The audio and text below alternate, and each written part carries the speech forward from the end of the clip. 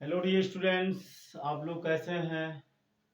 हमें उम्मीद है आप लोग स्वस्थ होंगे, मस्त होंगे। आप लोगों की होली कैसी रही? आप लोग अच्छे से होली मनाए होंगे और हमें उम्मीद है कि आपको होली का त्यौहार बहुत ही अच्छा लगा होगा। आप लोग शांतिपूर्वक अपने होली फेस्टिवल को सेलिब्रेट किए होंगे।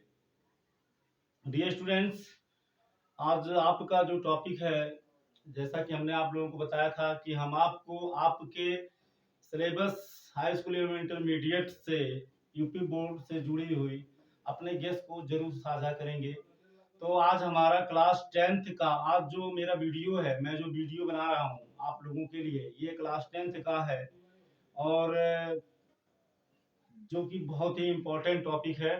डियर स्टूडेंट्स, सबसे इम्पोर्टेंट तो ये है जो आज का टॉपिक है, ये प्रत्येक वर्ष 6 नंबर में आता है। तो ये इसलिए ये बहुत ही इम्पोर्टेंट है, बहुत इजी है। इसको आप you can do it easily, इसे आप बहुत ही आसानी से कर सकते हैं। कोई भी प्रॉब्लम नहीं होगी, कोई भी झिझक नहीं होगी। बस आपको मल्टीप्लाई आना चाहिए और डिवाइड आना चाहिए, और कुछ है नहीं इसमें। बहुत ही सिंपल है। देखो, हम ये नहीं कहते आपको नहीं आता है, आता है। बहुत से बच्चे होते हैं कहते हैं यार मैं तो एग्जाम दिया और क्या बताएं यार मेरा 10 मार्क्स छूट गया। तो होता क्या है कि आता तो मुझे सब था फिर भी छूट गया। तो उसका कारण ये स्टूडेंट्स ये नहीं है कि आपको नहीं आता था, उसका कारण है आपका टाइम का मैनेजमेंट। एग्जामिनेशन में टाइम मैनेजमेंट ही बहुत इंपॉर्टेंट होता है, जो हमें करना पड़ता है। अब आपको सब कुछ आए, आने से क्या मतलब है, आप उसको कर नहीं पाए फिर तो मार्क्स नहीं मिलेंगे। तो जरूरी ये है कि आप इम्पोर्टेंट टॉपिक जो आपका जो इम्पोर्टेंट क्वेश्चन है उसको आप भले जानते हैं, लेकिन मतलब ये थोड़ी ना आपको, अभी आप पहले स्टूडेंट्स हैं बोर्ड के, तो आपको तो ये नहीं पता है कौन सा क्वेश्चन आएगा। सो बस वही मैं काम कर रहा हूँ। आपको अपना मतलब बोर्ड एग्जाम में कौन से क्वेश्चन आते हैं, कैसे आते हैं, किस तरह से आते हैं, वही मैं आपको बताने का प्रयास कर रहा हूँ। आई होप आपको अच्छे से समझ में आएगी। चलिए, हम आपका ज़्यादा समय नहीं लेंगे और देखिए, हम भी चाहते हैं कुछ मतलब इंटरेस्ट के साथ हो, लेकिन क्योंकि बोर्ड एग्जामिनेशन है तो हम चाहेंगे सीरियसली से इसको समझा जाए, लिया जाए। Thank you. चलिए आगे बढ़ते हैं। तो डियर स्टूडेंट्स, आपका जो आज हमारा जो आपका टॉपिक है वो है कि समांतर माध्य ज्ञात करना, arithmetic mean. Arithmetic mean how can we find that arithmetic mean from frequency table. मतलब किसी दिए हुए बारंबारता सारणी से हम बारंबारता सारणी से समांतर माध्य को कैसे ज्ञात करेंगे। तो हम आपको एक एग्जांपल के लिए यहाँ जैसा कि क्वेश्चन लिखे हैं और इसे आप आसानी से समझिएगा, कोई कठिनाई बहुत ईजी है और 6 नंबर पाएंगे, 100% पक्का है, 100% पक्का है। इस तरह का क्वेश्चन प्रत्येक वर्ष 6 नंबर में आता है। तो डियर स्टूडेंट्स, इसे आप आसानी से समझिएगा, कठिन नहीं, बहुत ईजी है। तो डियर स्टूडेंट्स, ये जो मेरा पहला पहला जो देख रहे हैं आप, जो पहला कॉलम है, पहले कॉलम में है प्राप्तांक, ऑब्टेन्ड मार्क। ऑब्टेन्ड मार्क है किसी स्टूडेंट द्वारा, मतलब जो स्टूडेंट्स है उनका फ्रीक्वेंसी दिया हुआ है। ऑब्टेन्ड मार्क है 10 to 20। 6 स्टूडेंट ऐसे हैं, 6 विद्यार्थी ऐसे हैं जिनका प्राप्तांक 10 और 20 के बीच है। नेक्स्ट है हमारा 20 to 30। 8 स्टूडेंट ऐसे हैं, 8 ऐसे विद्यार्थी हैं जिनका प्राप्तांक, प्राप्तांक का मतलब वह अंक जो विद्यार्थियों ने प्राप्त किया, 20 से 30 है। फिर हमारे 13 विद्यार्थी ऐसे हैं, 13 स्टूडेंट्स ऐसे हैं जिनका ऑब्टेन्ड मार्क 30 to 40 है, 30 से 40 के बीच है। 7 विद्यार्थी ऐसे हैं, 7 स्टूडेंट्स ऐसे हैं जिनका ऑब्टेन्ड मार्क 40 to 50 है, 40 से 50 के बीच में है। 3 स्टूडेंट्स ऐसे हैं जिनका हमारा ऑब्टेन्ड मार्क जो है वो 50 to 60 है, और 2 स्टूडेंट्स ऐसे हैं जिनका ऑब्टेन्ड मार्क 60 to 70 है। 1 स्टूडेंट ऐसा है जिसका ऑब्टेन्ड मार्क 70 to 80, मतलब 70 से 80 के बीच में है। ये स्टूडेंट्स, हमें इसी का अर्थमेटिक मीन निकालना है। कैसे निकालेंगे? तो ये स्टूडेंट्स, इस तरह का क्वेश्चन में सबसे पहले हम क्या बोलते हैं कि जो मेरा क्लास मार्क जो वर्ग अंतराल दिया हुआ है इधर 10 20 20 30 30 40 40 50 50 60 60 70 70 80, इसका पहले हम क्या करेंगे, मध्य बिंदु निकालते हैं, मध्यमान निकालते हैं। तो डियर स्टूडेंट्स, जब इनका हम मध्यमान निकालेंगे ठीक। इनका मध्यमान निकालेंगे।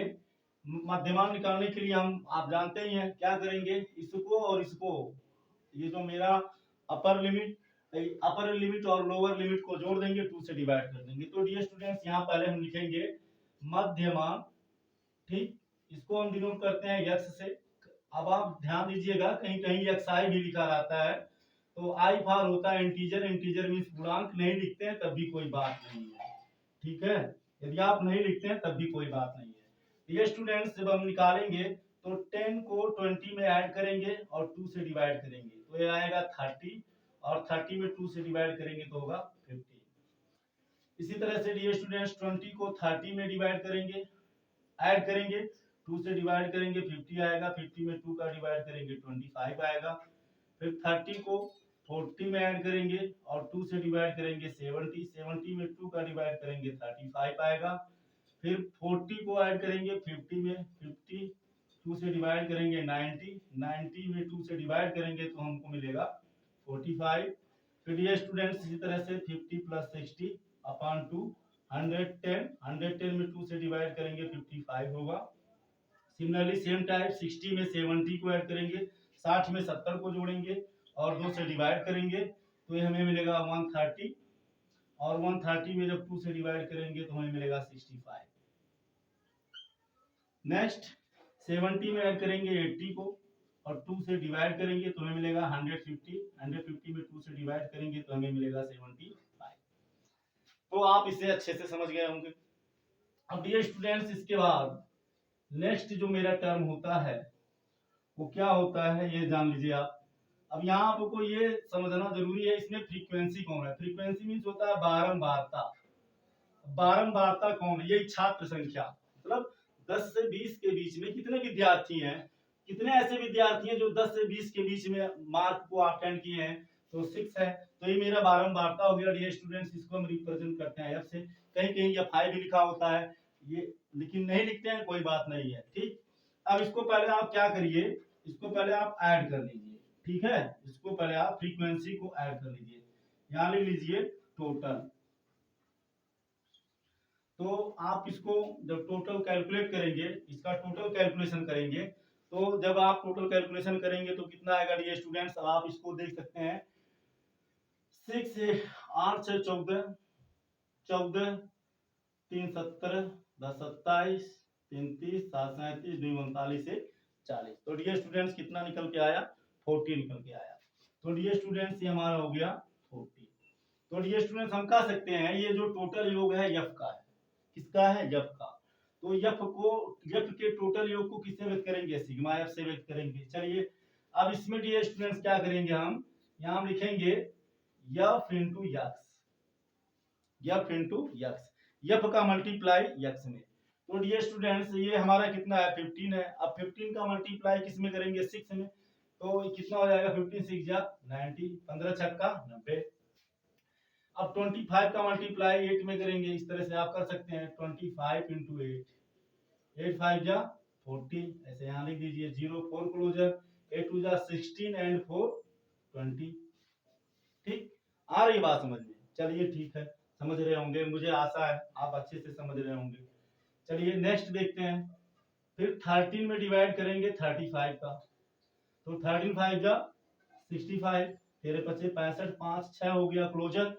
अब 13 का मल्टीप्लाई जब 3 में करेंगे तो 13 3 जा 39, 3 39 और 6 को जोड़ देंगे 9 6 15 1 क्लोजर 315, तो हो गया 45, ठीक, 455, ठीक है। चलिए नेक्स्ट देखते हैं 7 इंटू 45।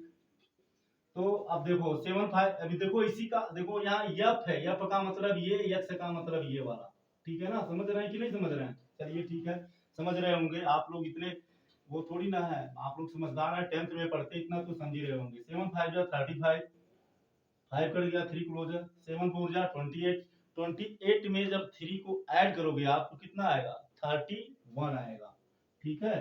देखो 7 5 जा 35 3 क्लोजर, और 7 4 जा 28, 28 में 3 ऐड करेंगे 3 11 1 2 1 3 31। नेक्स्ट 3 का मल्टीप्लाई 55 में, तो 3 5 जा 15, 3 5 जा 15 1 16, फिर डियर स्टूडेंट्स इस 2 का इस 65 में, तो 2 इंटू 65, तो 2 5 जा 10, 0 1 क्लोजर, 2 6 जा 12, 1 13, 65 दूनी 130 होता है, इसको तो आप समझ ही रहे हैं।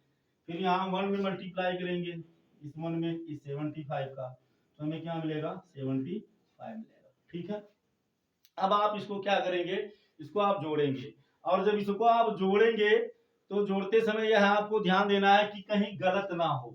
तो चलिए इसको पहले यहाँ हम साइड में इसको ऐड कर लेते हैं। यहाँ भी चलिए हम लिख देते हैं, यहाँ भी ऐसे लिख देते हैं 60 इंटू 15 इज इक्वल टू 90। तो पहला मेरा क्या है डियर स्टूडेंट्स 90 है, फिर क्या है 200 है, फिर क्या है 455 है, फिर क्या है 315 है, फिर क्या है 165 है, फिर क्या है 130 है, फिर क्या है 75 है। अब इसको आप ऐड कर दीजिए। ठीक है, आप यहाँ गिन लीजिए कितने स्टेप है, 1 2 3 4 5 6 7, 1 2 3 4 5 6 7। ठीक है, अब ऐड करते हैं, तो 5 5 10 5 15 5 20, 0 2 क्लोजर हो गया, 7 3 10, 7 3 10 6 16 17 5 22, 22 8 30 1 31 2 33। ठीक, कितना हो गया हमारा 33 हो गया। अब 33 जब हो गया तो 3 क्लोजर हो गया, ये 3 यहाँ चला गया। ठीक है, अब 1 एक एक 1 1 2 3 5 4 9 9 2 12 3 14, कितना निकल के आया। तो डियर स्टूडेंट्स जब हमने इसको जोड़ा तो कितना निकल के आया 1430, कितना निकल के आया 1430, 1430 आया। कितना आया 1430 आया। अब आप समझ सकते हैं कि इसको हम आसानी से निकाल सकते हैं। ठीक है, अब आराम से आप इसको निकाल सकते हैं। बस आपको ध्यान ये देना है कि मध्यमान निकालने के बाद मध्यमान कैसे निकलेगा, अपर और लोअर और अपर को जोड़ के 2 से डिवाइड करेंगे इस तरह से। ठीक है, इस तरह से जोड़ के 2 का डिवाइड करेंगे, फिर इसको हम x मान लेंगे, इस x का f के साथ जो जिस रॉ में है। ठीक है ना, जो जैसे ये इस पंक्ति में है तो इसको इसके साथ, ये इस पंक्ति में है इसको इसके साथ, ये इस पंक्ति में है तो इसको इसके साथ, ये इस पंक्ति में है तो इसको इसके साथ, ये इस पंक्ति में है इसको इसके साथ, ये इस पंक्ति में है इसको इसके साथ, ये इस पंक्ति में है इसको इसके साथ। फिर इसको यहाँ ऐड कर लिए, इसको यहाँ ऐड कर लिए। अब हमें क्या निकालना है, अर्थमेटिक मीन निकालना है, समांतर माध्य। तो समांतर माध्य dear students x is equal to, ठीक, क्योंकि अब देखो आप समझने वाली बात ये भी आती है कि मतलब x को क्यों निकालते हैं, क्योंकि डियर स्टूडेंट्स हमें जो निकालना है, हमें ऑप्टेन मार्क का निकालना है। ठीक है, ऑप्टेन मार्क का निकालना है। तो ऑप्टेन मार्क में जो मैंने मध्यमान निकाला है वो किसके रिस्पेक्ट, x के रिस्पेक्ट। तो यहाँ हम x बार लिख देंगे। x बार का मतलब डियर स्टूडेंट्स आप इसको ऐसे भी समझ सकते हैं, ऐसे आप लिख सकते हैं अर्थमेटिक मीन या समांतर माध्य। ठीक है डियर स्टूडेंट्स, दोनों का मतलब सेम ही हुआ, इज इक्वल टू हो जाएगा sigma F x upon sigma F. तो डियर स्टूडेंट्स एफ एक्स का मतलब क्या हुआ, एफ एक्स का मतलब हुआ, सिग्मा का मतलब हुआ जोड़, किसका एफ एक्स का, यानी एफ एक्स के सारे पदों का जोड़। कितना आया 1430 आया, तो 1430 लिख दीजिए। सिग्मा एफ का मतलब हुआ फ्रीक्वेंसी एफ के सारे पदों का योग, कितना आया 40, यहाँ 40 लिख दीजिए। अब ये स्टूडेंट्स करना क्या है, 0 से 0 कट जाएगा तो मिलेगा 143/4। अब 143 में आप यहाँ आसानी से डिवाइड कर दीजिए 4 से, तो 4 3 जा 12, 4 3 12, 4 से 2 जाएगा 2 कट गया 3, 4 5 जा 23। डियर स्टूडेंट्स अब डिवाइड नहीं जाएगा, यहाँ डेसिमल करेंगे 0, 4 7 जा 28, ये हो जाएगा क्लोजर लेगा 10, 10 से जाएगा 2, 2 से 2 जाएगा कैंसिल, डेसिमल लगा है 0 बढ़ा सकते, एक 0 बढ़ा सकते हैं। ठीक, इसके बाद अगर आप बढ़ाते हो तो एक 0 ऊपर बढ़ाना पड़ता है, लेकिन हमें सिर्फ एक ही 0 बढ़ाना है, इसलिए हमें यहाँ ऊपर 0 बढ़ाने की जरूरत नहीं है। एक बार डेसिमल लगा तो एक 0 आप बढ़ा सकते हो। तो 4 5 जा 20।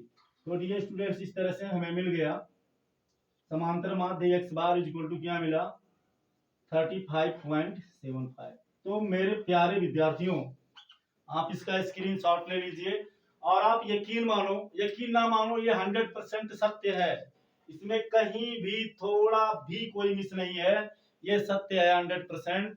बोर्ड एग्जाम में प्रत्येक वर्ष यह क्वेश्चन, अब हम ये नहीं कहेंगे यही आएगा, लेकिन इस तरह का क्वेश्चन 100% प्रत्येक वर्ष आता है और 6 नंबर में आता है। हमें विश्वास है, भरोसा है, इसे आप अच्छे से समझ गए होंगे। और इस तरह के और 2-4 क्वेश्चन को आप लगाने का प्रैक्टिस कीजिए, यकीन मानिए ये 6 नंबर आपकी जेब में होगा। चलिए अब हम ये चाहेंगे, अगर ये वीडियो आपको पसंद आई हो तो इसे शेयर लाइक जरूर करिएगा और अपने मित्रों के पास, अपने फ्रेंड्स के पास इनको भेजिए। और आप कमेंट करना बिल्कुल मत भूलिएगा। Thank you so much. ईश्वर आपकी परीक्षा को अच्छे से सफल बनाए और आप अच्छा मार्क्स लाएं और आपका भविष्य उज्जवल हो। Thank you so much. जय हिंद।